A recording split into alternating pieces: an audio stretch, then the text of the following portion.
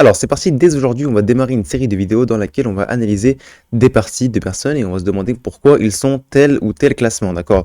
Donc là, j'ai pris un joueur au hasard sur Chess.com, il est 1020 Elo, avec les blancs, c'est une partie rapide, et du coup, on va analyser pourquoi il a perdu, pourquoi, c'est quoi les erreurs qu'il fait, d'accord?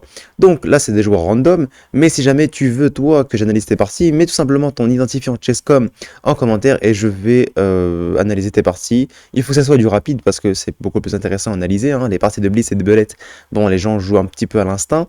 Et il faut que... c'est tout, en fait, tout simplement. Donc, on est parti directement. Il a joué quoi? E4. C6, une défense Caro-Kann, jusque-là tout va bien. D3. Alors D3, je pense que c'est jouable. C'est pas le meilleur coup selon moi, hein. Le coup principal, je pense que c'est D4. D'accord? Il y a peut-être C4 qui existe, ça s'appelle la Panov, il me semble. Qu'il y avait l'F3, c'est possible aussi. Qu'il y avait le C3, c'est sûrement possible.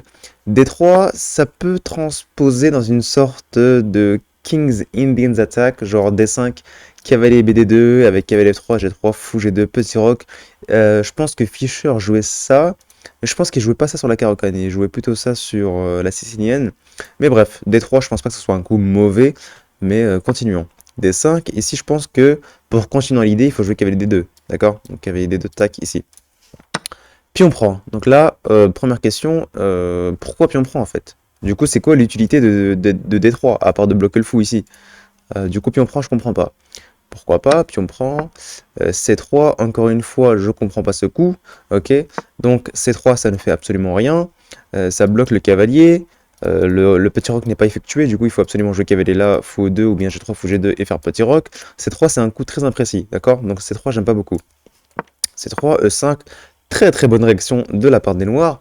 Le centre est cédé, bah, tout simplement, on le récupère, donc là, on a un très bon centre qui est contrôlé grâce au pion, d'accord? Donc tac, tac, tac, on contrôle pas mal de cases. Donc très bien de la part des noirs. Ici, je pense que c'est le quatrième coup et les noirs sont déjà un peu mieux.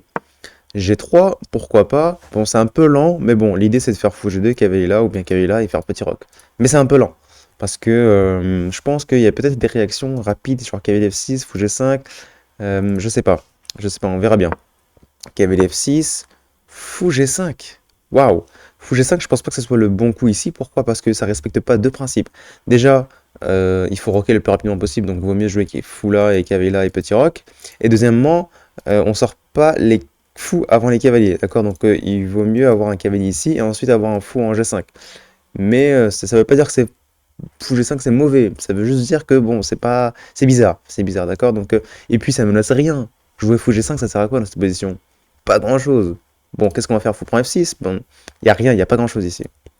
Et puis si jamais les noirs font H6, eh bien là il y a une grosse question sur le fou. Que vont faire les blancs avec leur fou? Est-ce qu'ils vont battre en retraite? Est-ce qu'ils vont prendre ici?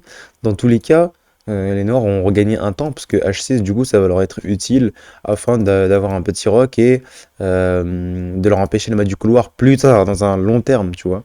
Donc fou G5 un peu bizarre. Fou D6, très bien. Je sais pas. Est-ce que c'est mieux de faire fou D6 ou fou E7 afin d'empêcher le clouage? Enfin, le clouage de la dame, pardon.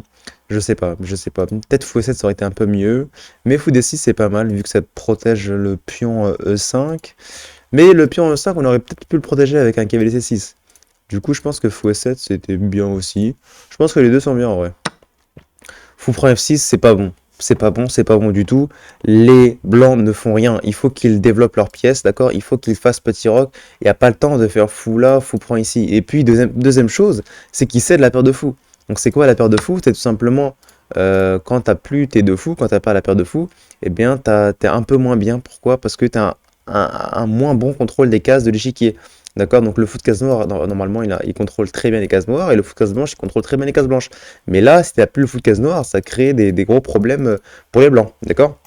Donc là, autre erreur de la part des blancs. Ici, cavalier F3, enfin, on sort le cavalier, enfin, on se prépare à faire petit roc. Je sais pas si ça va être assez rapide, parce que directement, là, ici, on peut mettre de la pression sur les blancs. Donc là, je pense que E5, c'est le coup à jouer. Pion prend, je pense pion prend, cavalier bouge, et ensuite menacer le roi adverse, d'accord? Donc, essayer de faire quelque chose. Petit roc, je pense pas que ce soit mauvais, très bien, petit roc. Fou G2, ici il faut jouer E5, enfin E4, pardon, directement. Il faut mettre de la pression, le roi blanc n'a pas roqué, du coup il faut challenger un petit peu ce roi. Donc, fou E6, D'accord, fou aussi, c'est un coup normal, c'est un coup intéressant, c'est un coup naturel, mais c'est pas le coup, quoi. C'est pas le coup qu'il faut faire, c'est pas la bonne réaction. Là, il faut mettre les gars, il faut, tac, puis on pousse, puis on prend, le cavalier doit bouger, cavalier ici. Qu'est-ce qu'on peut faire ensuite? Peut-être E3 même, pour, sur pion prend, eh bien, la dame bloque le roi pour qu'il puisse pas faire petit roc, et du coup, ensuite on peut faire tour E8 pour attaquer le pion E3. Il faut faire quelque chose en fait. Il faut faire quelque chose, il faut réagir. Fou E6, petit roc. Du coup, là, le problème, c'est bah, c'est les blancs ont fait petit roc. Du coup, bah, les blancs sont pas mieux, mais on va dire qu'ils ont réussi à Ah, je perds mes mots en fait. Ils ont réussi à pas se mettre dans le pétrin. Bref. Cavalier C6, donc pourquoi pas. I4, je comprends pas. Fou C5, ok. Donc là, il faut sortir ce cavalier là. Donc il faut qu'il sorte cavalier là ou cavalier là. Cavalier FD2, waouh! Waouh! Ça n'a aucun sens. Ça n'a aucun sens. Il faut développer ses pièces en fait. Pourquoi ce joueur est stuck et pourquoi ce joueur est bloqué à 1020 Elo? C'est qu'il n'applique pas les principes de base. Il ne développe pas ses pièces. Il faut développer ses pièces. Tout simplement, le cavalier ne joue pas, la tour est bloquée, les tours ne sont pas connectés. Donc il faut développer absolument ses pièces. Alors que les noirs, eux, leur tour est connecté, tout est sorti. Donc là, eux, ils ont juste à préparer un plan d'attaque et puis ça va bien se passer pour eux. Donc cavalier FD2, je ne comprends pas. Pion pousse. Je sais pas si ce pion était mieux pour la pousser ou bien ce pion. Je pense vaut mieux pousser ce pion-là. Mais du coup, là, tout de suite, c'est pas possible. Mais tu vois, préparer d'abord la poussée du pion. On n'est pas, y a pas urgence, y a pas feu sur, je sais pas quelle expression, mais il y a pas, voilà, y a pas urgence. Du coup, il faut pas jouer pion pousse tout de suite. Et puis, en plus, jouer pion pousse, bah, du coup, les blancs ont des bonnes cases blanches et des bonnes cases pour leur cavalier. Du coup, pion pousse, non, c'est pas un bon coup pour les noirs. Pion prend, pion prend. Ici, bah, il y a peut-être cavalier E4 du coup, qui attaque le fou et la dame. Et du coup, le seul coup, c'est soit dame E5, soit dame E7. On peut peut-être échanger pour récupérer la paire de fous, et ensuite revenir en D2 et ensuite revenir en E4. Du coup, non, ici, je pense que les blancs ont réussi à revenir dans le jeu. Dame F3, je ne comprends pas.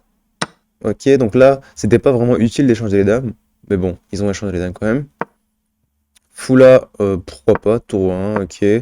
Fou ici, du coup, fou ici, c'est vraiment pas mal. Parce que du coup, maintenant, le cavalier ne peut plus sortir, parce que s'ils font cavalier à 3, il y aura fou prendre des 2. Du coup, là, on voit que le manque de développement des blancs est puni. Voilà, donc là, ce cavalier ne peut plus bouger, ce cavalier ne peut plus bouger parce sinon il y a fou prend tour, et cette tour ne peut plus bouger parce qu'elle est bloquée par le cavalier. Du coup, fou B4, très bon coup. Fou prend C6, on échange de matériel, ça n'a pas de sens. Tour 4, pourquoi pas. Donc l'idée c'est de bouger le cavalier pour ensuite bouger le cavalier pour ensuite bouger la tour. Ici, puis on pousse, ok. Donc là, cavalier bouge, très bien. Donc là, l'idée c'est de venir faire cavalier ici. Et ici, fou F5, très bon coup. Pourquoi? Parce que du coup, bah, on menace et la tour et le pion derrière en riant X. Du coup, si la tour bouge, et bien on va tout simplement prendre ici. Et il s'avère que cette case-là n'était pas bonne, hein, parce que si tour 2, bah, fou prend, on attaque et le fou et le cavalier et la tour. Du coup, là, fallait mieux faire un petit tour 7, tu vois. Mais quand même, faut prendre, ça reste compliqué. Les noirs sont clairement beaucoup mieux. Mais du coup, ici, c'est la fin de la partie. Pourquoi? Parce que tour 2, fou prend D3. Et du coup, la fourchette, si la tour bouge, je sais pas, ici, eh bien, on va faire fou prend C4 et on aura une pièce de plus.